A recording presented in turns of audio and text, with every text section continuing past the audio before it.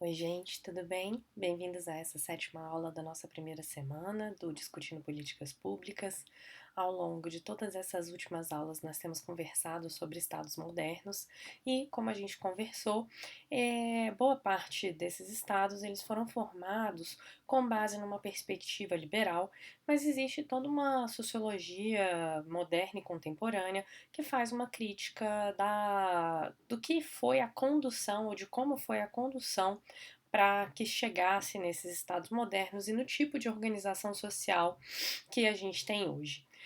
Nós falamos sobre o Marx, nós falamos sobre o Weber, nós falamos sobre o Foucault e hoje eu queria apresentar para vocês uma outra perspectiva de uma mulher sobre essa transição para o capitalismo. É sempre importante a gente lembrar que a história, muitas vezes ou quase sempre, ela é contada pelo olhar dos vencedores. Essa é uma marcação que o Foucault fez naquela discussão sobre poder e saber. Quem tem poder consegue dizer qual é o rumo que as coisas tomaram. Então, às vezes, a gente estuda história e faz um certo apagamento de algumas categorias populacionais. Essa é uma consequência desse tipo de produção de conhecimento que é pautado no poder influenciar as coisas, no poder influenciar o curso da sociedade. E se a gente hoje tem uma possibilidade de fazer crítica a essa história contada pelo olhar dos vencedores e buscar outras perspectivas que formaram as sociedades, esse foi o grande papel da historiografia e do desenvolvimento da ciência do conhecimento e do desenvolvimento científico. Quando a gente está falando de estados modernos, a gente obviamente está falando da transição para o capitalismo, a gente está falando de uma transição de um modo econômico e político, que era o feudalismo, para um modo econômico político, que é o capitalismo. E até agora nós falamos sobre grandes eventos, sobre a reforma protestante, sobre a importância das navegações, o desenvolvimento científico, humanístico, mas não falamos sobre uma categoria populacional central na transição para o capitalismo, que são as mulheres. A Silvia Federici, que é uma historiadora italiana, deu aula há muito tempo na Nigéria e hoje em dia dá aula nos Estados Unidos, ainda está viva. Ela tem estudado o papel das mulheres, ou o papel do controle, melhor, o papel do controle das mulheres na transição das sociedades feudais para as sociedades capitalistas. A Silvia Federici vai falar assim, que a gente às vezes pensa na Idade Média como se fosse um período muito monótono, como se fosse formado por vários anos sem muitos acontecimentos. E ela vai dizer que, ao contrário, não foi um período monótono com suas damas e cavaleiros. Havia muita luta, porque as pessoas percebiam que estavam sendo afastadas da terra e de que suas vidas comunitárias naquele tempo que viria a ser reconhecido como um embrião do capitalismo. Então, qual é a contribuição que a Silvia Federici vai dar? No período de acumulação primitiva, que é esse momento de transição ali entre 1500 até 1700 e pouco, né, a gente está pensando nesse momento de transição mesmo para o modo de produção capitalista, surge um afastamento das pessoas, dos trabalhadores, tanto os trabalhadores proletários já das pequenas cidades como dos camponeses, do acesso à terra. Lembrando que a terra era fundamental para a manutenção material da vida das pessoas. Nessa transição do capitalismo e dialogando com alguns autores como Marx e o Foucault, o que a Silvia Federici vai argumentar? Que embora o Foucault tenha conseguido falar sobre a ideia de disciplina, ela focou os estudos dele somente em homens, como se fosse um universal. E ela vai dizer, olha, existe uma ausência da discussão sobre gênero, porque o Foucault não fala de mulheres. E toma-se nas discussões feministas uma divisão como se ela fosse quase universal, que seria essa divisão entre o público e privado, que normalmente já é alvo das feministas, né? Essa crítica já é alvo das críticas. A divisão entre público e privado já é alvo das críticas feministas, mas a Silvia Federici vai mostrar como conseguiu se construir essa divisão tão marcada entre o público e privado. Ela vai contar a história da captura das mulheres na domesticidade, ou seja, na história da cooptação de mulheres e na forma autoritária de colocar as mulheres como responsáveis por todo o trabalho não pago de reprodução social, que é fundamental para o modo de produção capitalista. O argumento da Federici é que o capitalismo não seria instaurado se não fosse a ação dos estados, né, dos reis, da legislação sobre as mulheres. Ela vai argumentar isso dessa forma. Né? Esse momento do mercantilismo, da apropriação privada da terra e de grandes conflitos religiosos é central para pensar mulheres, principalmente ali ela está falando da Europa centralmente, mas também fala de como é que isso passou para as Américas, para o Novo Mundo. Primeiro, ela vai contar sobre as legislações que foram construindo a possibilidade de uma apropriação privada da terra e da descomunitarização dessa terra. Se havia terras que podiam ser compartilhadas pela comunidade, nesse momento de mercantilismo começa-se a fazer cercamentos das propriedades e construir-se essa ideia de propriedade privada individual. Esses cercamentos são feitos pelas pessoas que vão conseguindo comprar mais terra e conseguindo o direito à posse da terra. E cada vez mais os camponeses e as camponesas vão sendo afastadas da possibilidade do uso da terra, a não ser que vendam a sua força de trabalho. Então, é uma legislação que vai forçar isso que a gente chama de trabalho livre, que é um trabalho que é pago e não escravocrata.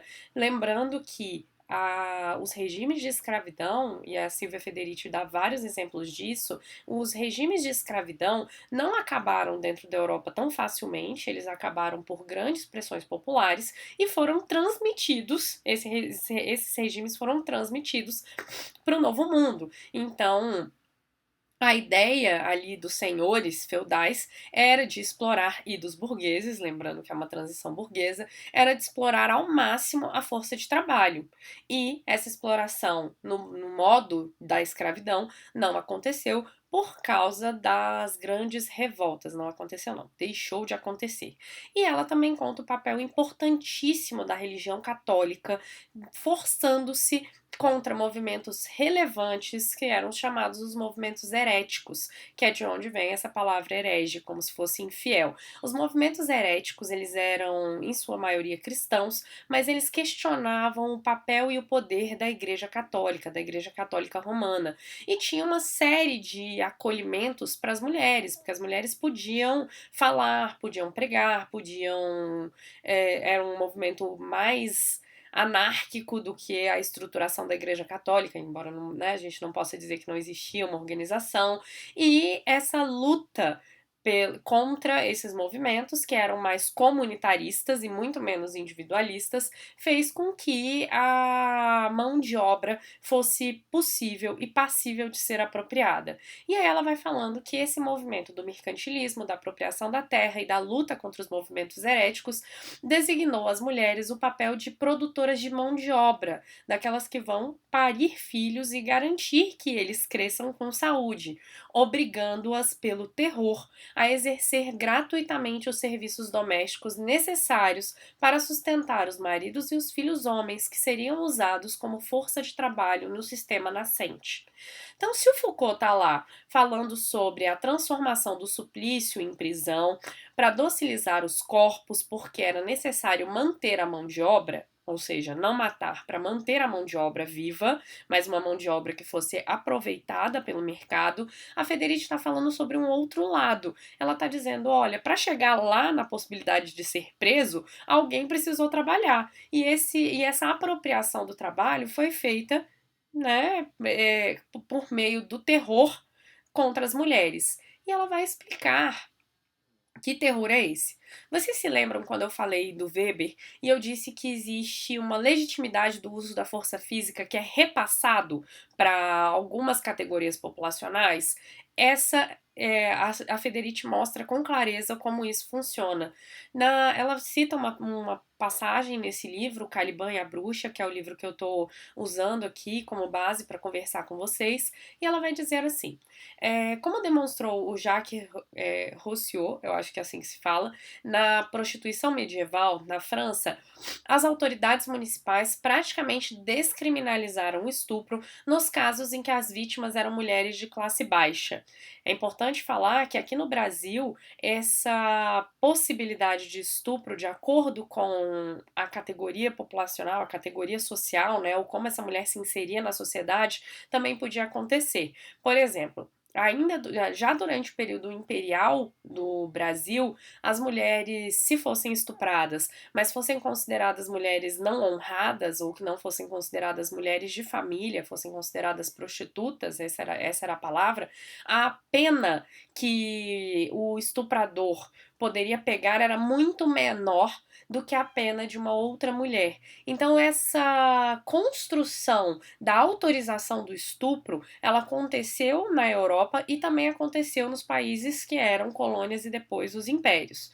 Na Veneza do século XIV, o estupro de mulheres proletárias solteiras raramente tinha como consequência algo além de um puxão de orelhas, até mesmo nos casos frequentes de ataques entre grupos. O mesmo ocorria nas cidades francesas.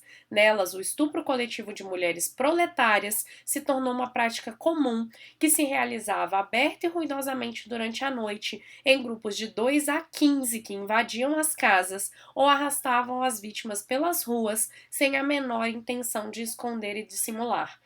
Além da própria violência que essas mulheres sofreram, existiam consequências muito graves desses estupros na vida social, porque elas eram altamente sacrificadas, né? Elas tinham um lugar péssimo depois que elas eram estupradas. Elas não recuperavam o seu lugar social, o prestígio social, o pouco prestígio que elas tinham. Uma vez estupradas, não era fácil de recuperar o seu lugar na sociedade. Com a reputação destruída, tinham que abandonar a cidade ou se dedicar à prostituição. Porém, elas não eram as únicas que sofriam. A legalização do estupro criou um clima misógino que degradou todas as mulheres, ainda que não fossem essas proletárias. Então, lembrando que se é uma lei ou se é uma autorização do Estado, essa lei ela deve ser cumprida, ela deve ser feita cumprida. Então, não se punia esses homens e essas mulheres acabavam tendo ou que se dividirem na prostituição ou se ficarem reclusas dentro das suas casas.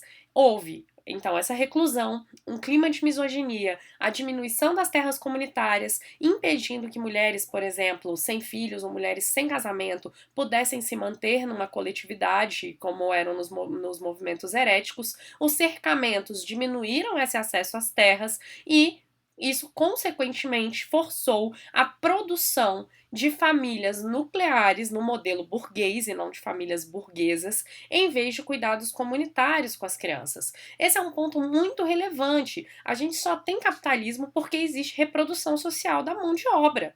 Só existe capitalismo porque existem trabalhadores, porque existem pessoas que estão colocadas na organização social de modo a vender a sua força de trabalho. E essa força de trabalho, ela é cuidada, ela é produzida por alguém. E essa produção não foi natural. Existiram toda uma série de legislações e de ações do Estado para garantir isso. Então, se a gente está falando de políticas públicas, se a gente está falando de ação do Estado, nós podemos pensar sobre quais as consequências das ações que serão realizadas, quais são os objetivos dessas ações. E o livro da Federici é muito bom para a gente pensar isso. Vou terminar por aqui, na próxima aula a gente faz uma revisão. Muito obrigada!